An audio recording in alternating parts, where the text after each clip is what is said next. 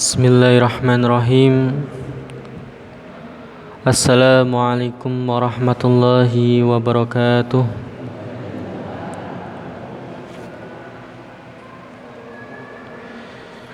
Innal hamdalillah nahmaduhu wa nasta'inuhu wa nastaghfiruh wa na'udzu billahi min syururi anfusina wa min sayyiati a'malina. من يهد الله فلا مضل له ومن يضلل فلا هادي له أشهد أن لا إله إلا الله وحده لا شريك له وأشهد أن محمدا عبده ورسوله أما بعد. Jamaah yang dimuliakan oleh Allah Subhanahu wa taala, syukur alhamdulillah kita panjatkan atas segala nikmat yang telah Allah berikan kepada kita semua,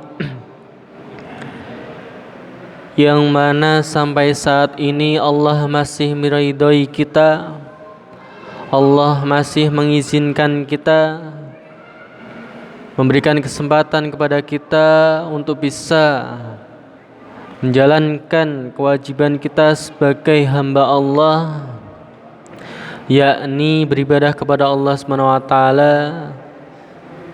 menjalankan sholat isya, menjalankan sholat maghrib, sholat wajib, sunnah dengan keadaan sehat walafiat. Dan Allah juga masih meridhai kita untuk kita bisa duduk di majelis ini, yang mana serta-merta ini akan menjadi usaha kita untuk bisa mendapatkan ridha Allah Subhanahu wa taala. Maka patut kita syukuri, jangan sampai kok kita kufur atas segala nikmat Allah. Apakah kita tidak malu dengan kesabaran Allah? Ya. Kalaupun nanti ketika kita sudah diberikan nikmat sebanyak mungkin, tapi kita justru malah masih melakukan kemaksiatan, hal-hal yang berujung dosa,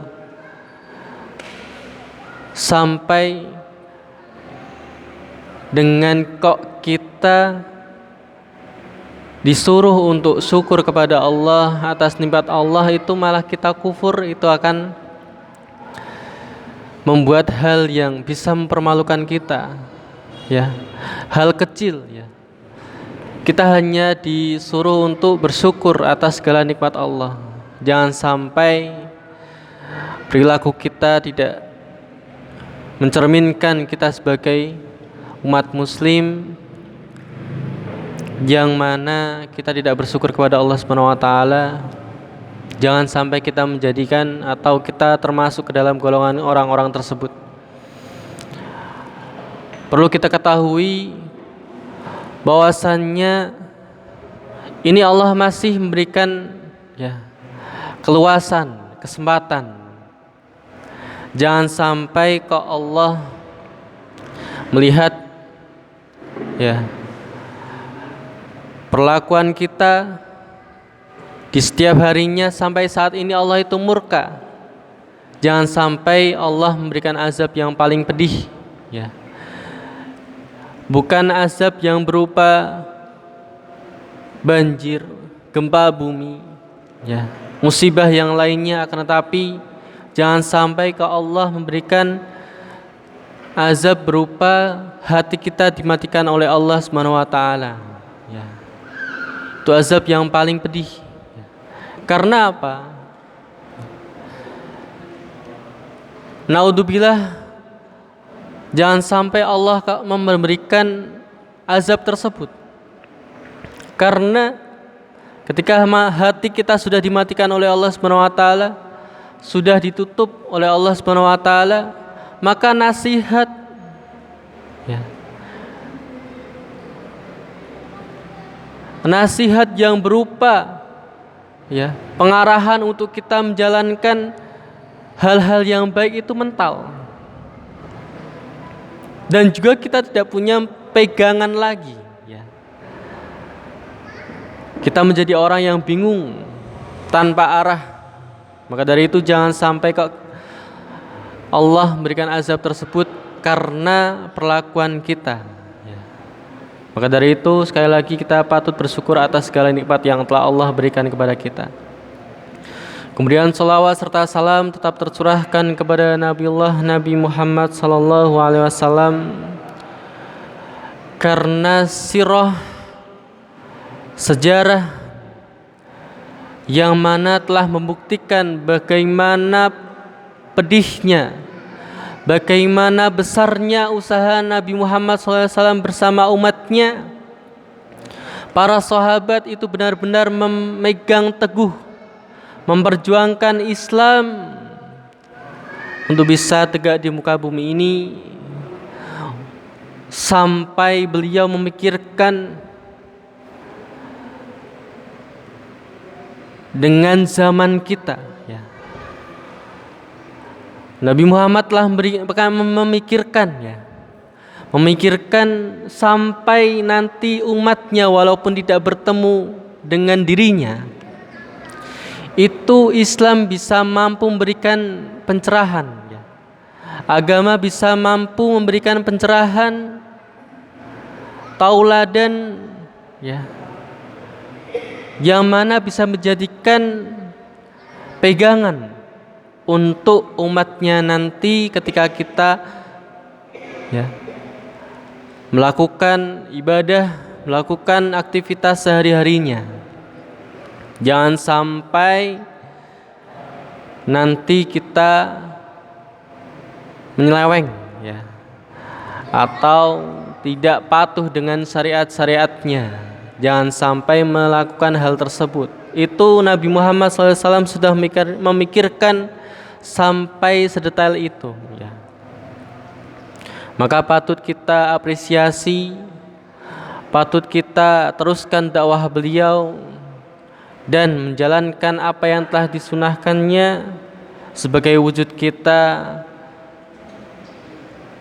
Itu kita bisa mengharapkan walaupun kita tidak bertemu dengan Nabi Muhammad SAW, setidaknya di yaumil akhir nanti kita bisa diakui sebagai umat Nabi Muhammad SAW. Jamaah yang dimuliakan oleh Allah Subhanahu wa taala, pada kesempatan yang mulia ini sedikit kami sampaikan, walaupun ini sudah disampaikan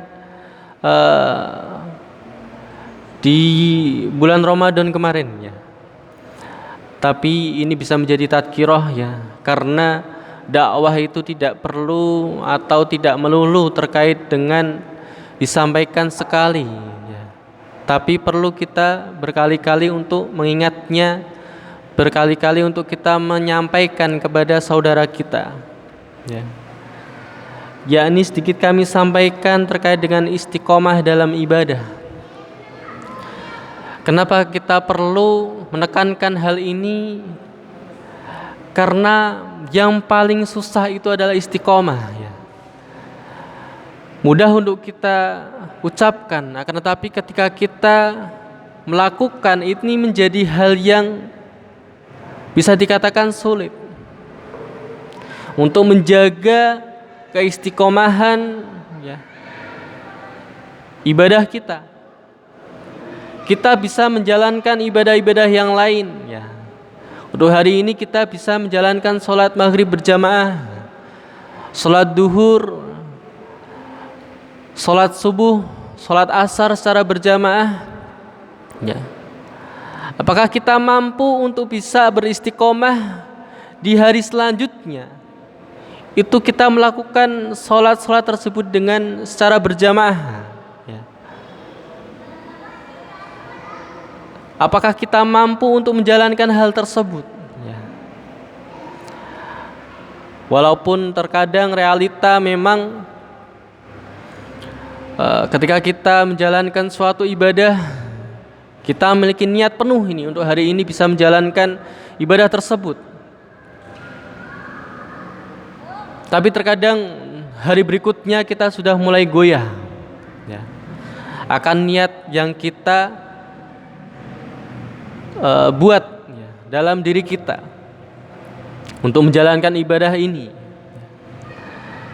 Kemudian hari berikutnya sudah mulai goyah lagi.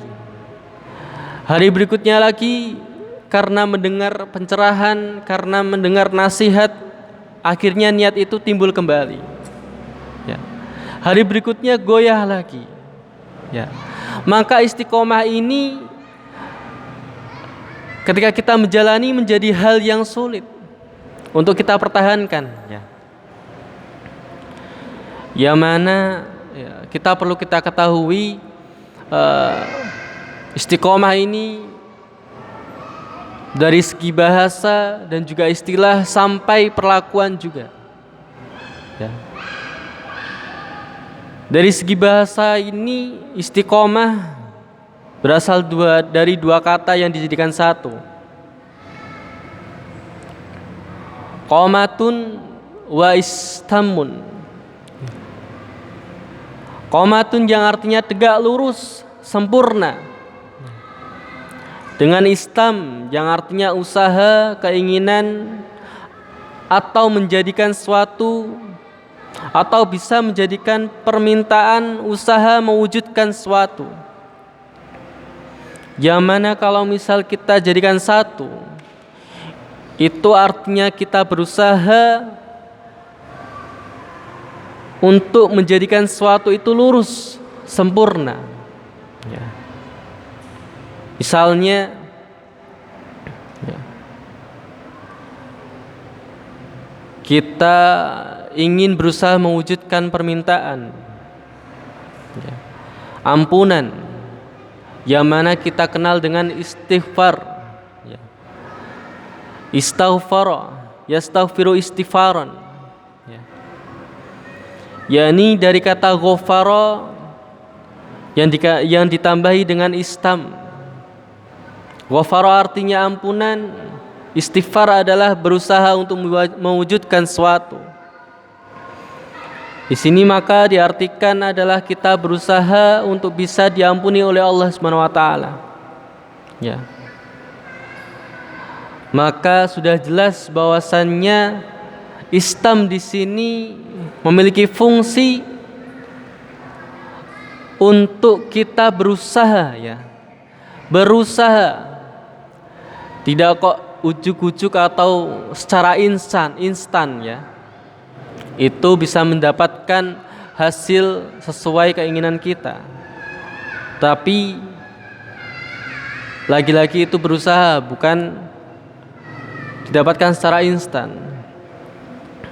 Kemudian ada yang sifatnya usaha di sini bisa usaha untuk mewujudkan suatu, misal yang lainnya, ketaatan, ya, ta'ah atau ta'atun, yang mana ketika ditambahkan dengan istam yang artinya istata'ah, berusaha untuk mewujudkan ketaatan kepada Allah Subhanahu wa taala. Ya. Maka ketika kita mengartikan istata'ah di sini tidak hanya terkait dengan ketaatan satu hal saja, tetapi ini secara umum, ya, menyeluruh semuanya. Maka perlu kita ketahui bahwasannya istata'ah di sini bisa kita berusaha untuk mewujudkan ketaatan kita kepada Allah melalui ibadah salat, ibadah haji, zakat, ya. Ini menyeluruh istata'ah, ketaatan. Maka lagi-lagi perlu kita ketahui ketika kita bersungguh-sungguh untuk mewujudkan suatu keinginan kita kepada Allah Subhanahu wa taala, maka Allah berikan. Ya. Seperti sirah atau sejarah yang telah membuktikan melalui para sahabat yang mungkin sudah kita banyak sekali dengar namanya, kisahnya, mulai dari Umar bin Khattab ya. Umar bin Khattab yang mana karena ketaatan ya, dia aslinya di dalam lubuk hatinya itu ketika dia semasa beliau kafir ya, atau berada di zaman jahiliyah ya, itu dia berusaha mendengarkan ya ayat yang dilantunkan adiknya, maka imbasnya atau hasilnya dia luluh atas itu dan masuk ke dalam Islam. Kemudian ada sahabat lain, Bilal bin Rabah, yang mana beliau menjaga keistiqomahannya terkait dengan wudu, thaharah ya, sampai Nabi Muhammad SAW itu pernah ya, ketika Isra Mi'raj mendengar terompak atau sendal atau langkah kakinya ya di surga, terompak langkah kaki dari Bilal bin Rabah. Kemudian Nabi Muhammad SAW pun hari berikutnya menanyakan hal itu. Ibadah apa yang kamu istiqomahkan? Apakah ada yang spesial darimu? Gitu kan. Beliau Bilal bin Rabah pun menjawab, saya hanya menjaga wudhu saya ya. Dari hadas, ketika saya batal, saya menjaga wudhu saya wudhu lagi ya. Itu keistiqomahan Bilal bin Rabah dalam menjaga thaharah atau wudhu. Kemudian ada lagi dari ya seorang atau kisah salafus salih dari penjual roti ya, yang mana beliau selalu beristighfar, istiqomah ya, untuk beristighfar kepada Allah Subhanahu wa taala di segala aktivitasnya. Kemudian Allah kabulkan segala permintaannya, termasuk bertemu dengan seorang pemimpin yang ia inginkan ya. Kemudian ada lagi sirah atau sejarah yang lainnya. Ada sahabat yang mana tidak pernah absen dalam sholat jamaah ya, sampai suatu ketika sekalinya absen beliau itu dipanggil oleh Allah Subhanahu wa taala ya. Namun mereka semua dijanjikan oleh Allah Subhanahu wa taala itu jannah, surganya Allah. Ya. Dari keistiqomahannya itu. Maka perlu kita jadikan sejarah mereka, kisah mereka itu tauladan untuk kita tiru. Ya. Dengan apa? Dengan yang pertama, untuk kita bisa istiqomah dalam ibadah kita, yakni kita perdalam ilmu ya, pengetahuan. Karena ya, jangan sampai kalau kita menjalankan suatu hal, suatu ibadah tanpa kita mendalami ilmu itu sendiri, tanpa kita ketahui ilmunya, itu sia-sia. Jangan sampai kalau ketika kita ingin menjalankan sholat, tapi kita tidak menahu terkait dengan ilmu sholat itu sendiri. Sholat yang benar itu seperti apa?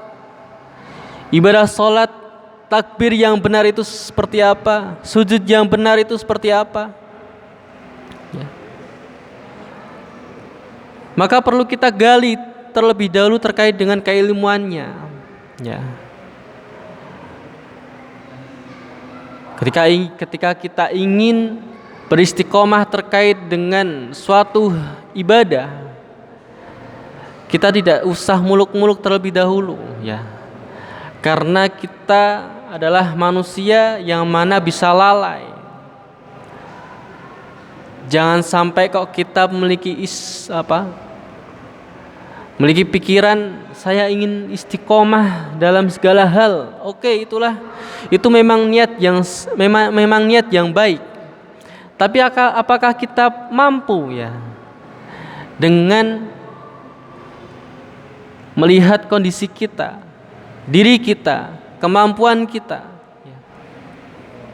Maka setidaknya atau minimnya itu kita bisa istiqomah dengan satu ibadah, ya. Misalnya kita ingin istiqomah terkait dengan sholat lail atau sholat duha, ya. Kita perdalam terlebih dahulu keilmuan, pengetahuan terkait dengan sholat lail yang baik itu bagaimana, sholat tahajud ya. Sholat tahajud yang baik itu bagaimana, di jam-jam berapa yang Allah tekankan untuk kita bisa menjalankan sholat tahajud ya. Di jam-jam berapa ketika kita menjalankan sholat tahajud kemudian kita berdoa itu mustajab, paling mustajab ya.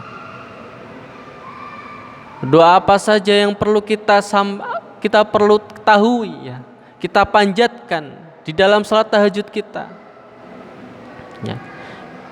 Kita cari tahu keilmuan tersebut. Kemudian ketika kita ingin ya, istiqomah dalam hal sholat duha ya. Sholat duha itu rakaatnya berapa ya, minimnya berapa, maksimalnya. Sholat duha yang baik itu mulai dari jam berapa sampai jam berapa.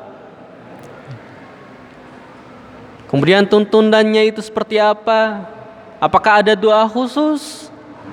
Apakah ada bacaan khusus terkait dengan sholat duha tersebut? Kita cari tahu. Karena apa? Ketika kita mengetahui terkait dengan keilmuan, dengan ibadah yang ingin kita istiqomahkan, jadi kita menjadi mantap ya. Niat kita teguh ya. Karena sudah memiliki dasar. Kita sudah mengetahui dasarnya seperti apa. Maka membuat diri kita itu semakin yakin untuk beristiqomah dalam ibadah tersebut ya. Itu cara yang pertama, yakni memperdalam terkait dengan keilmuan ibadah yang akan kita istiqomahkan. Kemudian cara yang kedua ya, step yang kedua yakni keluarkan motivasi atau keutamaan dari ibadah tersebut ya. Kita cari tahu terkait dengan ibadah ya, yang kita lakukan itu terkandung keutamaan apa saja ya. Contohnya ya, misalnya ibadah sholat tahajud ya, itu keutamaannya apa saja ya. Kita cari tahu mulai dari Al-Quran, hadis, ataupun para ulama ya, yang mengatakan atau keutamaan yang ada dalam ibadah sholat tahajud itu apa saja, kita cari tahu. Contohnya ya, Allah telah memfirmankan dalam Quran surah ya, Quran surah yang ke-17, nanti coba Bapak Ibu buka ya, dari ayat 79 sampai 81.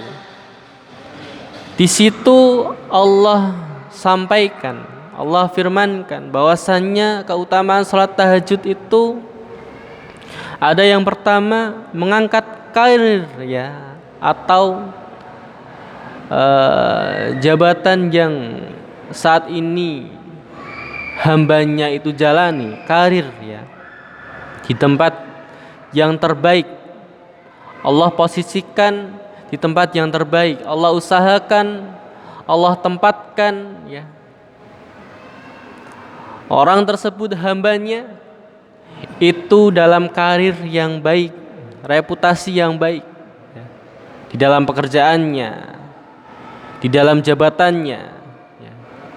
Itu Allah memberikan yang terbaik untuk hambanya ketika rutin atau istiqomah dalam sholat tahajud.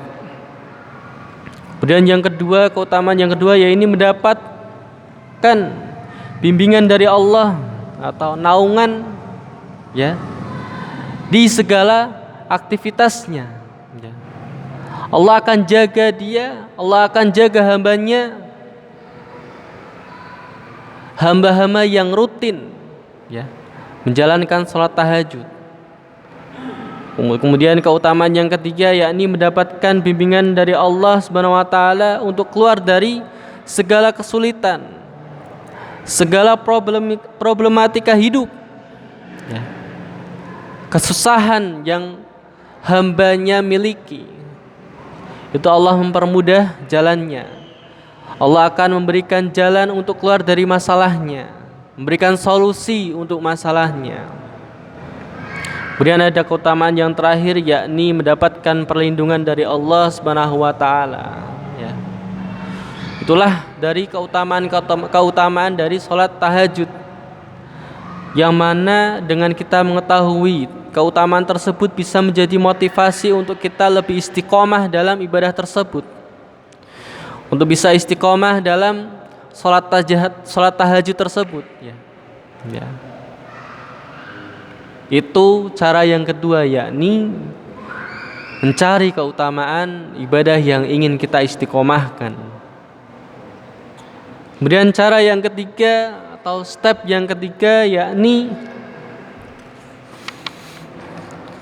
hadirkan ancaman-ancaman Allah saat kita menyimpang atau lalai dari amalan soleh yang kita kerjakan. Ini perlu kita hadirkan. Ancaman apa saja yang ketika kita lalai dalam sholat kita, lalai dalam tahajud kita, lalai dalam puasa kita, itu kita hadirkan sebagai apa? Sebagai cambuk kita untuk kita bisa sadar. Kalau kok kita nantinya lalai atau menyimpang, tidak lurus di jalan Allah Subhanahu wa taala, itu sebagai cambuk untuk kita bisa kembali ke jalan Allah Subhanahu wa taala, menjalankan ibadah lagi, menjalankan sholat rawatib lagi, menjalankan sholat tahajud lagi, menjalankan puasa lagi, ya. Itu kita gali, ya. Gali terkait dengan ancaman apa saja yang akan kita dapatkan kalau misal kita lalai dengan ibadah yang ingin kita istiqomahkan, ya. Dengan kita mengetahui ancaman-ancaman tersebut, itu bisa menjadi cambuk kita untuk bisa nantinya kita menjadi istiqomah lagi menjalankan ibadah tersebut, ya. Karena kita ketahui bahwasanya iman, ya, di dalam hati kita itu bisa naik, bisa turun. Maka perlu adanya kita ketahui terkait dengan keutamaan dan juga ancaman, ya. Untuk apa? Untuk menjaga iman kita, untuk menjaga niat kita, ya. Maka perlu kita ketahui atau kita cari tahu terkait dengan ancaman-ancaman ibadah yang ketika kita lalai atas ibadah tersebut, ya. Kemudian step yang terakhir adalah berdoa kepada Allah Subhanahu wa taala, ya. Berdoa kepada Allah Subhanahu wa taala, meminta kepada Allah Subhanahu wa taala untuk kita bisa istiqomah, ya, terhadap ibadah yang ingin kita istiqomahkan. Dijaga hatinya, ya, untuk kita bisa lurus, ya, sempurna, tegak, teguh dengan ibadah yang kita ingin istiqomahkan. Seperti yang kita ketahui, ya, ada doa terkait dengan untuk kita bisa dimantapkan atau dijaga hati kita untuk kita tidak menyimpang, yakni ya muqallibal qulub sabit qalbi ala dinik, ya. Hati kita itu aslinya bisa berbolak-balik, ya. Maka di setiap sholat usahakan untuk kita berdoa agar Allah memantapkan hati kita untuk selalu berada di jalan Allah Subhanahu wa taala, berada di jalan agama Islam, dinul Islam, ya. Dijaga oleh Allah Subhanahu wa taala untuk tidak menyimpang di jalan Allah Subhanahu wa taala. Maka Bapak Ibu yang dirahmati oleh Allah Subhanahu wa taala, itu adalah cara-cara ya yang bisa kita lakukan, ya, kita usahakan. Ingat bahwasannya suatu keinginan yang mana kita wujudkan itu tidak didapatkan secara instan, akan tetapi secara usaha kita. Allah melihat usaha hambanya, bukan hasilnya, ya. Maka perlu kita ketahui, perlu kita tingkatkan untuk kita kalau misalnya memiliki keinginan, maka berusaha, ya. Jangan kok sampai menunggu. Termasuk kalau misalnya kita ingin mendapatkan rezeki dari Allah Subhanahu wa taala, jangan kok kita menunggu, tapi kita usaha, ya, untuk bagaimana kita bisa mendapatkan rezeki dari Allah Subhanahu wa taala, ya. Maka perlu ada keseimbangan, ya, untuk kita usaha melihat akhirat, usaha dan usaha juga di dunia. Jangan sampai jomplang, ya. Jangan sampai kok berat salah satu. Kita berusaha untuk seimbangkan antara usaha kita untuk akhirat dan juga usaha untuk kita berusaha di dunia, ya. Karena kita tidak bisa memungkiri, ya, saat ini kita berada di dunia, ya. Maka perlu kita usaha di dunia dengan cara apa? Kita bekerja, ya. Kita berusaha mencari rezeki dari Allah Subhanahu wa taala. Kemudian kita imbangi, ya, usaha-usaha tersebut dengan apa? Dengan ibadah kepada Allah Subhanahu wa taala. Agar apa? Rezeki yang didapatkan itu bisa barokah, ya. Ya. Bisa mendapatkan berkah dari Allah Subhanahu wa taala. Semoga kita menjadi orang-orang yang selalu dinaungi oleh Allah Subhanahu wa taala, dilindungi oleh Allah Subhanahu wa taala, dan juga diridhoi untuk kita istiqomah dalam ibadah-ibadah kita, ya. Dan semoga usaha yang kita jalani di dunia ini bisa membuahkan hasil tidak hanya di dunia saja, akan tetapi sampai di akhirat nanti, sampai Allah memberikan jannahnya. Amin ya rabbal alamin. Bapak Ibu yang dirahmati oleh Allah Subhanahu wa taala, mungkin hanya itu yang dapat saya sampaikan. Kurang lebihnya saya mohon maaf. Jika ada kesalahan, itu murni datangnya dari saya, dan apabila ada kebenaran, itu datangnya dari Allah Subhanahu wa taala. Nun wal qalami wa masturun. Assalamualaikum warahmatullahi wabarakatuh. Kita akhiri dengan doa kafaratul majlis. Subhanakallahumma wa bihamdika asyhadu an la ilaha illa anta astaghfiruka wa atubu ilaik. Walhamdulillahirabbil alamin.